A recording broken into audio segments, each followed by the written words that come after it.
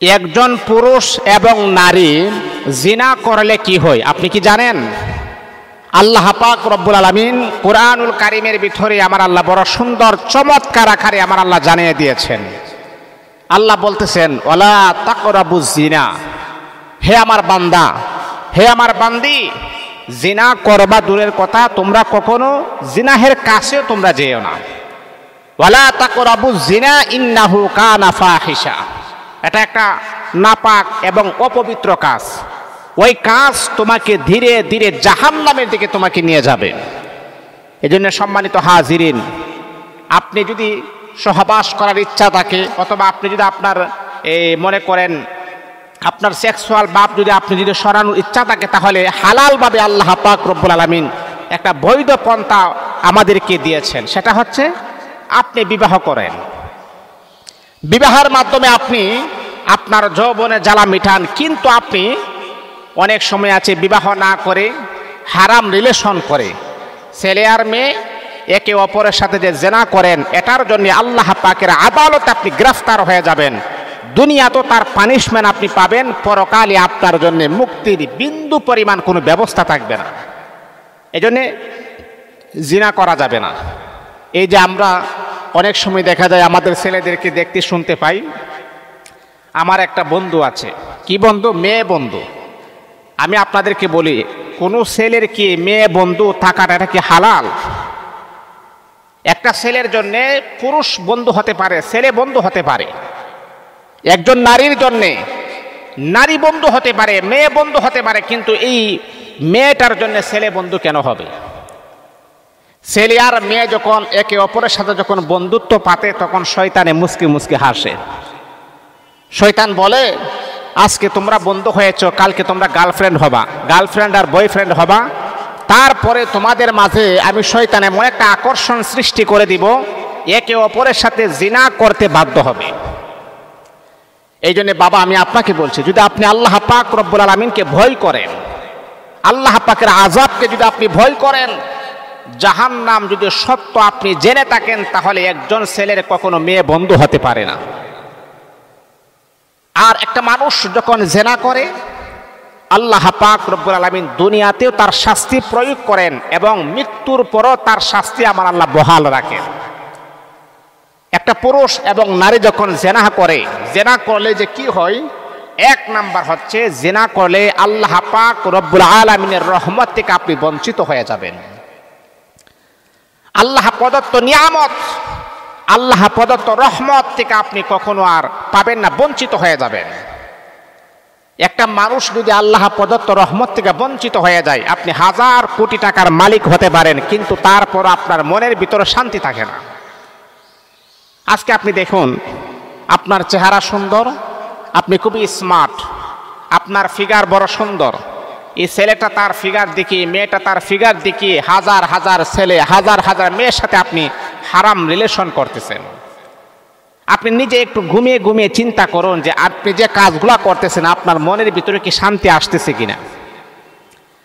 মনের ভিতরে শান্তি আসার একমাত্র উপায় হচ্ছে আপনি হালাল বা বিবাহ করেন আর তার সাথে আপনি সহবাস করেন।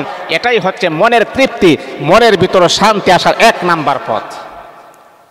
অবৈধভাবে মেলামেশা করে, হাজার হাজার মেয়েদের সাথে অবৈধ সম্পর্ক করে, হাজার হাজার পুরুষদের সাথে অবৈধ সম্পর্ক করে আপনি নিজেকে স্মার্ট মনে করতেছেন, আপনি নিজেকে খুবই নায়ক মনে করতেছেন। বাবা, একটু বার চিন্তা করে দেখুন, আল্লাহর কসম, আল্লাহর কসম, আপনার মনের ভিতরে কখনো শান্তি আমার আল্লাহ দেন নাই, শান্তি আমার আল্লাহ উঠায় নিয়েছেন। কারণ যে জিনা করে আল্লাহ পাক তার কাছ থেকে রহমত উঠায় নেন। এই জন্যে জিনা থেকে অবশ্যই আমাদেরকে ফিরে আসতে হবে। যারা আগে জিনা করেছেন, এখনো সময় আছে, তওবা করে ফেলুন। আল্লাহ, আর কখনো এমন পাপাচারে লিপ্ত হব না, আর কখনো এমন খারাপ কাজ করব না। আল্লাহ পাকের কাছে তওবা করে ফিরে আসুন।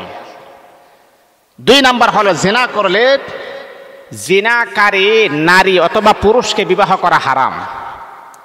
আপনি যদি জানেন সে অবৈধ সম্পর্ক আছে, আপনি একবার চিন্তা করে দেখুন, যদি আপনার মেয়ে থাকে অথবা আপনার ছেলে থাকে, ছেলের বাবাকে আমি বলছি, যদি জানেন যে এই ছেলেটা, ছেলের বাবাকে আমি বলছি, যদি জানেন যে এই মেয়েটা অন্য পর পুরুষের সাথে অবৈধ সম্পর্ক করে, তখন কি বাবা আপনি কি আপনার ছেলেকে বিবাহ করাবেন?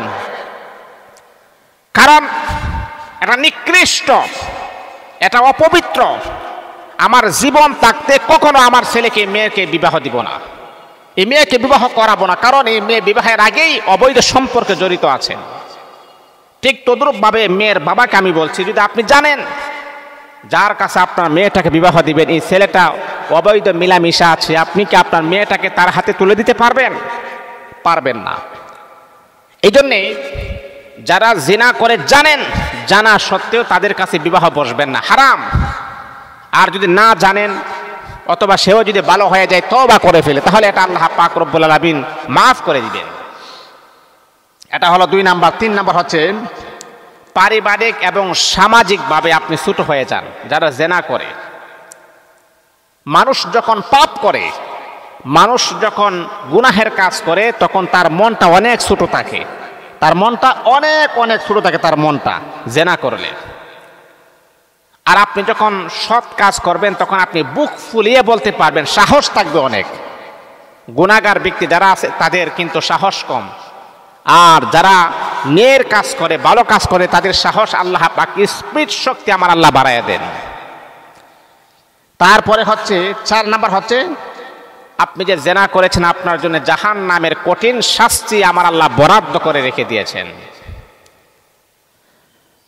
কারণ আল্লাহ পাক রব্বুল আলামিন কুরআনুল কারীমের ভিতরে আমার আল্লাহ বলেন, এই আমার বান্দা, ও আমার বান্দী, আমি আল্লাহ তো কুরআনুল কারীমের ভিতরে জানায়া দিলাম, ওয়ালা তাকরাবুজ জিনা ইন্নাহু কানা ফাহিশা। তোমরা জিনা করবা দূরের কথা, জিনাহের কাছে যেও না। জিনা হচ্ছে মারাত্মক লেভেলের একটা অশালীন কাজ। এই কাজ যদি আপনি করেন তাহলে কিন্তু বাবা দুনিয়াতেও আপনি মান সম্মান হারাবেন, এমনকি পরকালে আপনার জন্যে আল্লাহ পাক রব্বুল আলামিনের জন্যে এমনকি আপনার জন্যে কোনো রকমের কোনো ব্যবস্থা থাকবে না। বিনা হিসাবে আমার আল্লাহ আপনাকে জাহান্নামী বানায়া দিবে। ও আমার যুবক ভাই বোনেরা, শোনা শোনা শোনা দিনের কান লাগে আপনি শোনেন। এই পৃথিবীর জমিনের ভিতরে যারা জেনা করে তাদেরকে আল্লাহ পাক রব্বুল আলামিন রহমত থেকে বঞ্চিত করে নেন। মনের ভিতরে কোনো প্রকারের শান্তি থাকে না, মনের ভিতরে অশান্তি বিরাজমান করে, মনের ভিতরে অশান্তি বিরাজমান করে। ও বন্ধু, আপনি লক্ষ কোটি টাকার মালিক হতে পারেন, কিন্তু আল্লাহ প্রদত্ত রহমত থেকে আমার আল্লাহ আপনাকে বঞ্চিত করে দিবেন। এই জন্যে জিনাহের কাজ থেকে আমাদেরকে ফিরে আসতে হবে। জিনা করলে, খারাপ কাজ করলে, গুনাহের কাজ করলে মনের ভিতরে তৃপ্তি পাওয়া যায় না, শান্তি পাওয়া যায় না। জাহান্নাম আপনার জন্য বরাদ্দ আছে, জাহান্নামের আগুনে আপনি জ্বলতে হবে। আর সর্বশেষ হচ্ছে কবরের কঠিন আযাব আপনার জন্য অপেক্ষা করতেছে। যারা জিনা করবে, যারা গুনাহের কাজ করবে, যারা অন্যায় করবে, যারা অপরাধ করবে, অপরাধী ব্যক্তিকে যখন কবরস্থ করা হয়, যখন তাকে কবরস্থ যখন করা হয়, তখন সাথে সাথে কবরের মাটি তাকে চাপ দেওয়া শুরু করে দেয়। কবরের মাটি বলে, ও আল্লাহ তাআলার নাফরমান বান্দা, সারাটা জীবন তুমি জিনা করেছো, অন্যায় করেছো, বিচার করেছো, আজকে আমার কাছ থেকে তোমাকে বাঁচানোর মতো তোমার কোনো ক্ষমতা নাই। আমার জমিনের উপরে থেকে থেকে তুমি জিনা করেছো। দুনিয়ার লেভেলে যখন আমি আপনি যখন বিপদের সম্মুখীন হয়ে যাই, তখন প্রতাপশালী বা প্রভাবশালী কোনো লোক থাকলে তার মাধ্যমে আমরা ছাড় পেয়ে যাই। এক ফোন দিয়েছেন, আপনি কি ডিসি সাহেব? হ্যাঁ। এটা হচ্ছে আমার লোক, ছেড়ে দাও, দিস ইজ মাই অর্ডার, ছেড়ে দেওয়া হয়। কিন্তু কবরের ভিতরে যদি আপনি গ্রেফতার হয়ে যান, জাহান্নামের আগুনের আসামি যদি আপনি হয়ে যান, ওই সময় পৃথিবীর যত বড় টপ লেভেলের আপনার বন্ধু থাকুক, বান্ধবী থাকুক, যা কিছু আপনার থাকুক না কেন, আর কোনো কাজে আসবে না। মান যাল্লাযী ইয়াশফাউ ইনদাহু ইল্লা বিইযনিহি। তাদেরকে ডাকলেও তারা কোনো ডাকের সাড়া দিবে না। দুনিয়াতে যদি আপনি কোনো বিপদের সম্মুখীন হয়ে যান, আপনার বাবা আপনার পাশে দাঁড়িয়ে যায়, আপনার মা আপনার পাশে দাঁড়িয়ে যায়, এমনকি আপনার নেতা আপনার পাশে দাঁড়িয়ে যায়, কিন্তু বান্দারে, যখন মৃত্যুবরণ করবা ওই সময় যখন তুমি বিপদের সম্মুখীন হয়ে যাইবা, যতই তুমি ডাকাডাকি করো না কেন ওই সময় কাহারও সুপারিশ তোমার কপালে নসিব হবে না।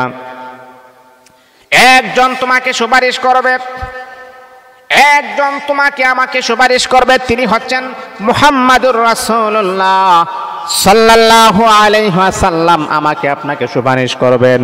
ও বন্ধু, ওই নবীর কাজ যদি দুনিয়ার জমিনের ভিতরে আপনি করতে পারেন, ওই নবী আপনাকে জাহান্নামে রেখে কখনো জান্নাতে যাবে না।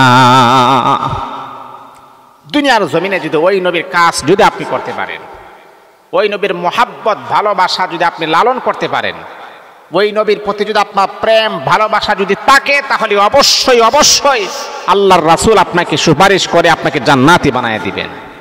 এই জন্যে আমি আপনাকে বলবো, আমার রাসূলে বলে দিয়েছেন জিনা করা যাবে না, এটা নাপাক কাজ, এটা অপবিত্র কাজ, এটা গুনাহের কাজ। এই কাজ মানুষের চেহারা নষ্ট করে দেয়, এই কাজ মানুষ জাহান্নামী বানায় দেয়, এই কাজ মানুষকে পশুর মতো বানায় দেয়।